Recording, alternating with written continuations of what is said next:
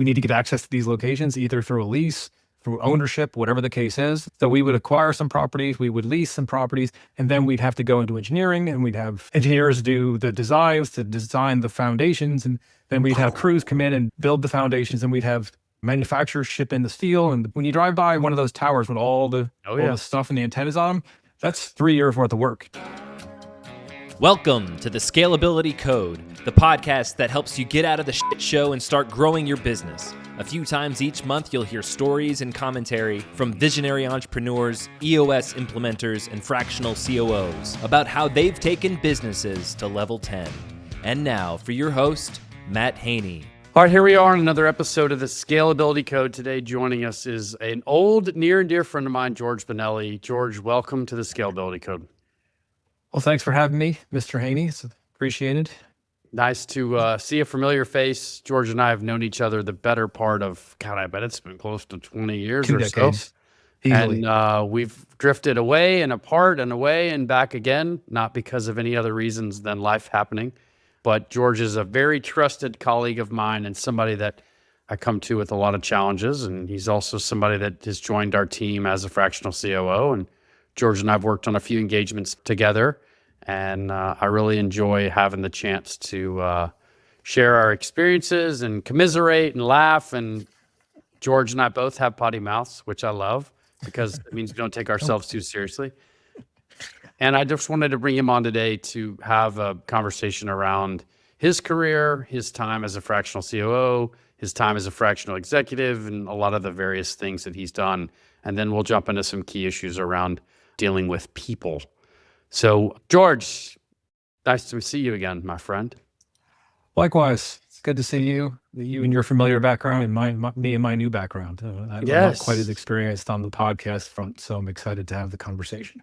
Well, one of the things I always say to folks when we bring them on is like, we're all so accustomed to like rushing through introductions with everybody. It's like, how quickly can we say who we are and what we've done in 1 minute on an intro call with a bunch of other people on screens? Hurry, tell them, get it out. But I think this format allows us to go back and reflect on what got us to where we are today.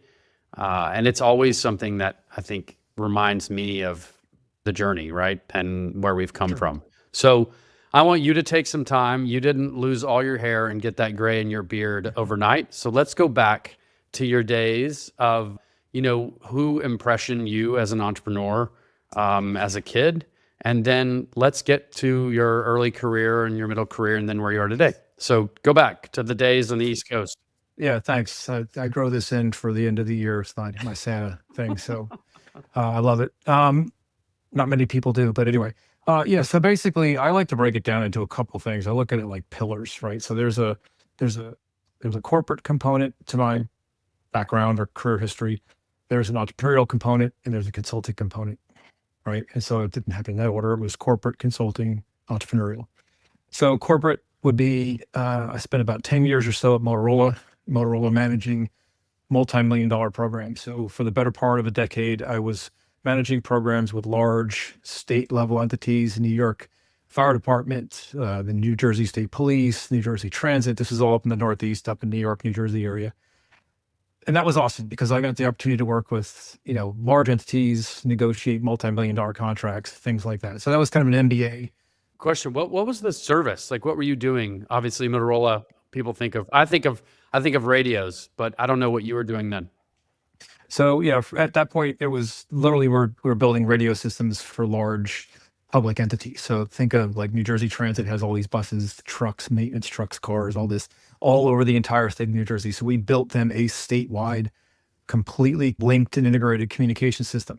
So that had towers and buildings and buses and radios and buses and radios and cars and radios and interoperability with New Jersey State Police and, and local police, departments and things like that. So we engineered, designed, acquired property, built towers, installed buildings, put in, UPSs and propane and gas generators and all these different things. Multi-year programs, approaching 30, 40, $50 million. So learn a lot in that space and how to handle yourself in different rooms with different people, because we were responsible as program managers for P&Ls, ops reviews, all the things. So we, had, it was pretty cool. Motorola was awesome because they invested a lot in the systems integration piece where we were also PMPs. So we were project management professionals certified. So all the things from a program management perspective. So you're saying they made it easy for you to work with everyone else, whereas I think some people are like, just go figure that shit out. And you're saying they invested in the infrastructure on helping you guys, fluidly chat and communicate. Yes. What did that look like? Because I'm going to date you a little bit. That wasn't Monday.com or a project management resource of your choice then. What were you guys doing to manage all that shit? Were you file saving Excels on the desktop? Oh, so in terms of tools, I mean, the PMP professional piece, the certification covers all these different areas, right? Scheduling, communications, purchasing, all the different things, right? And so tools is just one piece of it. So we were using, there were tools back then. There were software tools back then. So, I mean, literally this is, 30 years ago. Yeah. So, I mean, there was Primavera and there was, Project, I'm not sure if it was Microsoft Project. Hell, I'm trying to remember now. But, there was project management software tools that we were using. But the job really was geared more towards managing people, back to the intro. And the interesting thing with this was there were matrix teams. So I had a team of people that I had to get things done through, but none of them reported to me. I just had them, right? They reported, like the engineers reported to their engineering, organization. Other folks, service people reported to the service organization, but they were assigned to me for a project. So I had to get them to do things. But you weren't their boss. I didn't have a stick. I could only use the carrot, right? Yeah. So that was an interesting. So that's the Motorola piece. Then actually that's what got me down to Austin, Texas, was coming down here because the city of Austin ended up, I forget the amount, but I think they ended up signing like a $20 to $25 million deal with Motorola for a similar citywide interoperable system. And was your team literally like building towers on the corner of X and Y and buying real estate to do all that stuff? Like, what was the level of intimacy in the kind of the greater project? It was all of that. So literally we would have to go find and acquire property either on behalf of or with the owner, right? So maybe the city owned the property. We would sit with them and our engineers would sit down and say, this is the coverage we want. These are the places we need to put towers. We need to get access to these locations, either through a lease, through ownership, whatever the case is. I mean, again, it takes a long time to work through these things. So we would acquire some properties, we would lease some properties, and then we'd have to go into engineering and we'd have, engineers do the designs to design the foundations. And then we'd have crews come in and build the foundations, and we'd have manufacturers ship in the steel and build the tower. So when you drive by one of those towers with all the stuff and the antennas on them, that's 3 years worth of work just to get that tower just in there. Put it on the ground. Yeah. That's crazy. It's a relatively large undertaking, and there's a lot of engineering that goes into why that's there. Typically they're, in elevated positions because you want to hire the better. Anyway, so moved down here with Motorola, spent a couple of years, like 2 years doing that. And then at that point started to branch out doing my own thing. So that's where the consulting piece comes in. So I took that 10 plus years of program management experience and applied it to some relationships that I developed in the Dallas area, started helping some technology companies solve some of their implementation problems, let's say. So I basically became a hired gun program manager. If I'd come in and kind of troubleshoot what's going on with this project, we would stop it. I worked on a couple of projects with this kind of group of folks that were going around and just kind of helping CIOs and CTOs implement these technology solutions. And give me an example. What are those companies like? What size and sort of? So you think of like Capital One Auto Finance in Dallas. Oh yeah, they're huge. Right. And so a gentleman came in as their new head of technology, had a vision for where they needed to go based on where they were in the market, and decided that what they had in place wasn't sufficient and that they needed to move in a different direction. And so it was, how quickly can we get, a chunk of that technology in place so that way they can attack the market the way they wanted to, the way that, offer new technology solutions or services for their customers and their employees. And so we would help them build those things and, just get things moving along. Very cool. So a couple of years as a consultant, few-ish. So, yeah. And then, actually this is kind of where we started to operate. So I worked with another friend of ours, Jason, doing some short-term real estate stuff. And then at the same time, that's when the entrepreneurial piece kind of comes in, where at that same general area around 2000, 2001, started this shared asset business called SailTime, which was early days of shared assets, because the sharing economy wasn't a thing yet. There was no Uber. Yeah, there was no Airbnb. Those things were post iPhone, and iPhone is 2007. And Right. those, So there we had wasn't even like fractional airplane ownership at that point, I don't think. there might have been Yeah. what I think that there was some, because there was one other competitor in our space, and it was one person in Chicago, and what he was doing was sharing a boat amongst a small group of people. So it wasn't broad. It was very small and focused. Because people had boats and they shared them amongst their friends or the family, whatever the case was. So they had some, but they didn't build the technology to support it. They didn't look to scale it into something. And so we were kind of one of the first in that space to scale the share asset business. So we started with one location here in Austin, opened up one in Houston, and then 3 to 4 years later, we had 35 locations. And that business continues Tell to the run. business model, because I think it's really fascinating. And then my head explodes with all the things that have to happen. But share the business model. Sure. Yeah. So SailTime is simply a shared asset. We coined the term fractional sailing because people would tend to immediately default to timeshare, and it's not timeshare, and because timeshare has got a bad connotation. So fractional sailing, and so it's fractional jet. So we were actually, I think, really early days, like net jets might have been starting as well. Right. So that when they were using the term fractional. So we liked fractional. So the model is simply somebody wants a boat. We would put the boat into our program. They would buy it. So a person buys a boat and owns it. That's an owner member. They put it into our program. We establish an agreement with them. We fill it with members, and then we pay them each month for the use of their boat. And then we do it again. And our base locations in some instances have up to 10, 15, 20 boats. Each boat has anywhere from 8 to 10 members on it. And then the members go online, they book their time, and they go down and use the boat, and they get to pay for the access. The owner gets the benefit of having most of the cost covered. You're not going to make money. It's a boat. They lose value. But you can, in this type of program, you can get a lot of the costs covered for you. And what we made sure was the boats that go into our program, we have relationships with the manufacturer. The boats are outfitted to the top Standards tier. you needed, yeah. They got all the things that our people want. And so Man, it's fascinating because you have in that scenario, so many masters, so many mouths, so many opinions. And I just, I'm running the math in my head, how many humans you had to deal with on it. And as an early startup, and you have a bunch of boat owners, but a bunch of affluent, well-to-do humans with a lot of opinions, and you're the franchisor, or if I don't know if it's true franchise, but you are the parent company against all these individuals. And I remember, walking by your office. George and I shared an office 20 years ago, and walked past his office, and George was the first guy I knew that had multiple screens in his office. He had them, and every time I walked by, there was 100 spreadsheets open, and you're whiteboarding, and I'm just like, oh shit, all the stuff he's dealing with, and the people and personalities. Yeah.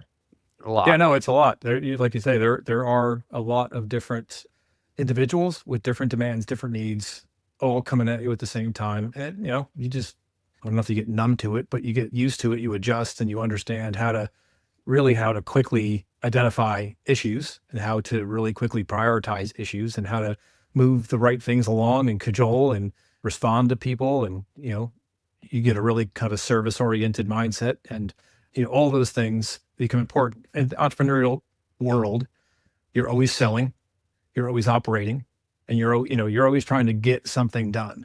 Right. Yeah. And so, so all those experiences and skills definitely help underpin, I guess, or educate the day-to-day, today, for sure.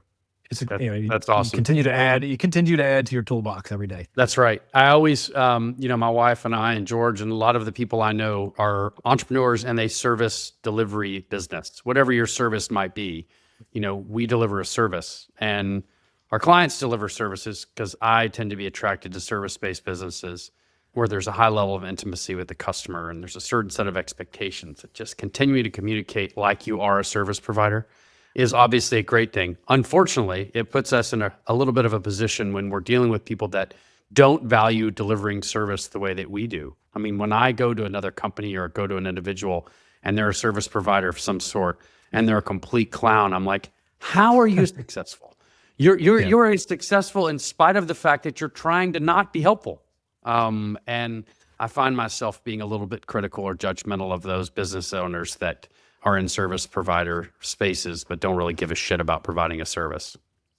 Anyway, a bit of a rant. Yeah, no, I mean, I feel you. I think the thought there is that clearly in that instance, making it clear that their business has gotten to where it is because of the value of the service. But at some point, the quality of the service is going to become a differentiator and is what's going to be the juice to keep the business going. And if they don't pay attention to that, then they're going to have a much different conversation in whatever, 6 months, a year, 18 months. Right. And so helping them understand the importance of that is, I think, part of the role, especially from a fractional perspective. You are listening to the Scalability Code. I'm your host, Matt Haney, founder of Sinclair Ventures, and we help visionary entrepreneurs like you get out of the shit show and focus on growing your business. We offer fractional COO and leadership coaching services that free up that brain of yours to focus on what's next. Learn more about us at sinclairventures.com. Now back to it. Well, okay, let's catch up a little bit because I don't want to get too far down the rabbit hole. So sale time. Fast forward to that was 20 years. I don't want to skip 20 years of history, but what kind of got you to the fractional space that you're in today? I know you've done some work on offshoring and nearshoring, and which I think you could talk a little bit about, and then also get it to sort of how you ended up where you are today. Yeah. So really, it comes to like I spent the last 10 years or so in that software services selling and delivery space. Learned a lot there, and like I say, got involved with LATAM nearshore because I worked with some companies out of Mexico City. I have some partnerships that I've built throughout all of LATAM and been building that curated kind of portfolio for a while. But what that did is that gave me an opportunity to focus on this full separate business, which gave me a lot more control of my own time, which allows for that fractional capability, right? So I've not been one to have a W-2 job in a long time. Since your Motorola days tarnished you. Absolutely. And and then it became that there was opportunities, right? So as I'm looking for opportunities, I'm looking for work that is short term or 3 months, 6 months, 9 months, whatever the case is, and being able to bring, at this point in the last, I've got this 30 years worth of corporate entrepreneurial and consulting experience. There's a lot there that I could bring to the conversation. And so, just looking for and having opportunity to talk to people about needs, and of course, fractional is something that's been heating up over the last 2 years quite a bit, right? Yeah, no, absolutely. I always tell folks that, I sat down with the founder of Virtual CFO, Ellen, here in Austin. They arguably were one of the first people to popularize the fractional space. So I think everyone in my experience says, oh, I know what a fractional CFO is. I've heard about it. Well, we've been hearing about it for 30 years or more. So people understand. But I think when I start talking about what it means to be a fractional operator or in fractional ops or the differences between fractional versus full-time, people immediately say, well, I didn't know you could do that as a COO. There's this misconception, or kind of maybe not misconception, but like people just don't resonate with fractional COO as a thing. But to your point, over the last few years, and really for me, post-COVID, that blew up all operating systems as we knew it, creating an opportunity for me, for George and others to jump in as a fractional COO and help these early stage entrepreneurs that are growing a business. And now more and more people are open to the fact that you could be a hybrid or remote person and still provide that fractional expertise that people have frankly been doing for decades, but it's become more popularized recently. Yeah, no, I actually, you said you were talking with Ellie, and I don't know if you know Kirk Coburn. I think you do. I don't know if I know Kirk. So I think Jason does. They were connected in the. I know that name. Yeah. The ultra endurance okay. running world. he started Chief Outsiders, which was the first Oh, yes. issuance or first awareness of the fractional CMO. Yes, the marketing Right. space. I know who they are. Yeah. Yeah, I didn't realize they Yeah. were in Austin. That's awesome. Yeah. And so I kind of caught up with him, and he's going to doing something to support fractionals and helping them improve the way they approach their engagements with clients. That's awesome. That's interesting. Yeah. He might be interesting. I think an interesting person for you to speak to in this podcast as well. Kurt, you're going to make COBURN? COBURN, KIRK. Kirk Coburn. George is going to make an intro. Let's talk about managing humans. That's what you and I have done the better part of our career in one capacity or another. I think you have the experience for Motorola days dealing with a lot of different people and personality types. And I think one of the things that a lot of our clients at Sinclair Ventures struggle with is managing people. It continues to be that thing that comes up, particularly communications. I always say when someone tells me, "Oh, my communications are crystal clear," I'm like, "You're full of shit. They're never crystal clear." Give me some challenges you've come across, some recently or with clients or particular issues where you've struggled with, disseminating communication or keeping things on track. Maybe something in the LATAM world where there's a language barrier or something that, gives people a little bit of, window into how you deal with people and things you've struggled with or how you overcome a certain situation with managing people. Yeah, it really, I think, boils down to it's a change management kind of scenario, right? Where you're trying to make some type of change in your organization, and they're used to doing things a certain way. This group or team, however big or small, doesn't matter. You're still working with people, trying to get them to change behaviors, right? And it's and this is a people thing, right? So it's about intimacy, it's about conversation, it's about sitting down with folks, it's about working with what people want to do and where they want to engage, right? So in the EOS world, there's the right person, right seat, right? So that starts with a conversation, right? So where does this person best fit in the organization? Where are they going to bring the most value? And so it's a matter of spending the time there. So like I say, there's an example of a current client scenario where they have an organization that is very much, they've got a culture and they like that culture. They want to keep that culture, and that culture helped them get to where they are today. It's not going to be good to help them get to where they need to go tomorrow, right? So something has to change. Now, the question is, and this is a conversation with the senior leadership, how do they plan to get to, are they going to split the organization, hire more because there's an innovation section and there's a production section. Those are two different worlds. To innovate is exciting. To produce is boring. And so to Different take the sides innovators, of the coin. yeah, absolutely. You take the innovators and ask them to produce, they're going to get bored and they're going to not like it. So the question is how do we get there?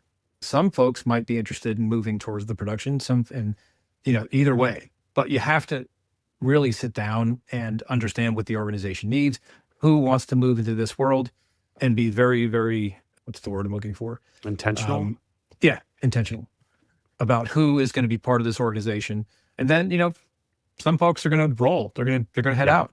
Now, I had this very, very, very same conversation with an Austin-based a company this week who's in a very successful clothing brand, early-stage clothing brand, founded by two young entrepreneurs who have literally gone gangbusters with the business. But they'll tell you, he told me, he said, well, I don't really want to disrupt the culture because we've had amazing growth year over year. Meanwhile, there's 24 people showing up to their leadership meeting every week. And I'm just like, how do you manage 24 people? Yeah.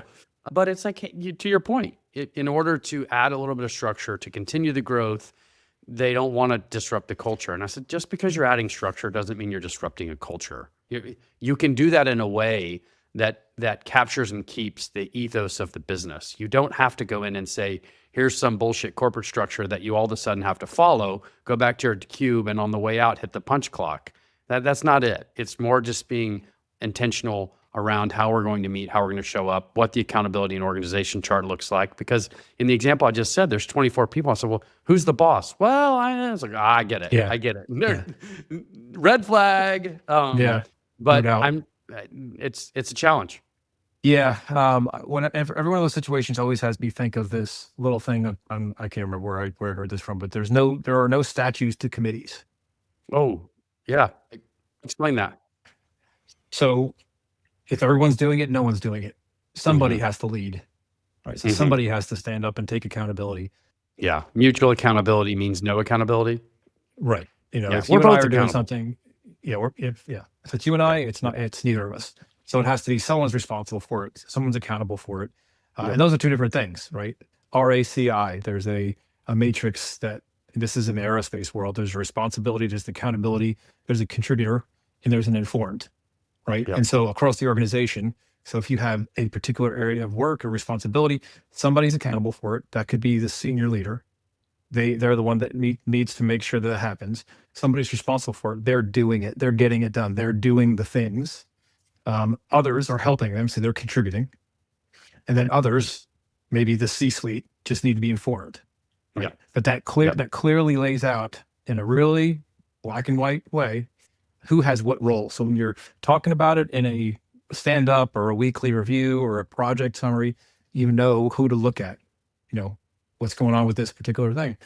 And so, it removes the ability for people to hide in the organization when it comes to getting important things done. I'd like to talk a little bit about delegation. I had a recent post on LinkedIn that for me got a lot of attention, and it was around fears around delegation. And I was not shocked. I felt like it was a good post because they're all good, George. But the reason I got more traction around it. So I know you've worked through many layers of people, both below you and above you, and would love to just talk for a couple minutes around delegation and some of the challenges you've seen and examples or thoughts or context around how you've helped be good at delegating and get others at it, being good at delegating themselves. Yeah. So the thing that I think immediately comes to mind when you start talking about that is this idea of managing and micromanaging, right? Micromanaging bad, obviously. Delegating good. Also, delegating is not just a matter of, hey, I'm going to start delegating. Delegating really I think, backs up to organizationally, you have to have the ability to hire good people to effectively delegate. Right? Now, there's there's the A tier hire, the B tier hire, right? You want all A players, right? You want to be able to talk to somebody about something. So if this person's on your team and you're going to go to them with this thing that needs to be done, you want to be able to go to them, you want to talk about it, you want to understand it, you want to be clear, ask questions, and then walk away. If you have to be following up with that thing today, tomorrow, any more than I know this is going to get done because I gave it to whoever and I trust them because they have good judgment, they have the ability to make decisions, that to me is what delegating is. Anything less than that it's just not delegating. You're asking someone to do something that you're not confident, nor do you have the trust in to get it done. And now you're literally putting yourself into, I need to micromanage that. Right. So you're either micromanaging or you're delegating. Is my point of view. Yeah, no, I get it. And I do hear all the time people saying to me, well, I don't trust that person. That's why I can't delegate to them. I said, well, we have a much bigger issue. If you genuinely don't trust the person that's sitting in that seat, to George's point, they're not an A player or a B player. They don't need to be in that seat. Right. And I will say, after working with folks for a while and getting to know the person that is in question, I will have to go back to the entrepreneur and continue to reiterate, hey, that's a you issue because I've worked with this person. I've seen their ups and their downs, and I find them to be incredibly competent and incredibly trustworthy. And they're not just bullshitting either. I've worked with them. I know. And I've asked them I've delegated to them and they've delivered. It's more of an issue of just letting go of the vine, which I'm not here to preach. Letting go of the vine is complicated, especially when you're dealing with a founder that started their own company and their livelihood's established and their brand and all their things. But to your point earlier, if you've got the right people in the right seat, delegating shouldn't be as hard as we make it. Now, we all have to continue to practice what that looks like and be willing to receive feedback from people around us that are saying, hey, you're choosing to do this because it's been done that way for years. That's not growth. You're not going to get to the next level if you're continuing to physically sign with your hand and ink the paychecks every 2 weeks. We're not going to get there. People don't like checks mailed anymore. Yeah. No, I get it. That's for sure. George Bonelli, great to have you, man. Always fun to share conversations with you and get some wisdom from you. And I trust you. I call you a colleague and a friend. And it's been great to get to work with you over the last few years and look forward to having you back on the Scalability Code to talk about something else. But in the meantime, thanks for your time, and I appreciate your friendship and support. Likewise, Matt, I appreciate the opportunity to come be part of the conversation. And I do enjoy getting updates for new and recently released editions of this particular podcast. And I won't say I watch all of them, but Coming to a screen near you, George. Coming to a screen near you. Thank you, sir. I do enjoy your content. So thanks, man. Take care. Thank you for listening to the Scalability Code. If you made it this far, please follow the show on Apple, Spotify, YouTube, or wherever you get your podcasts. Let's get out of the show together. We'll see you next time on the Scalability Code.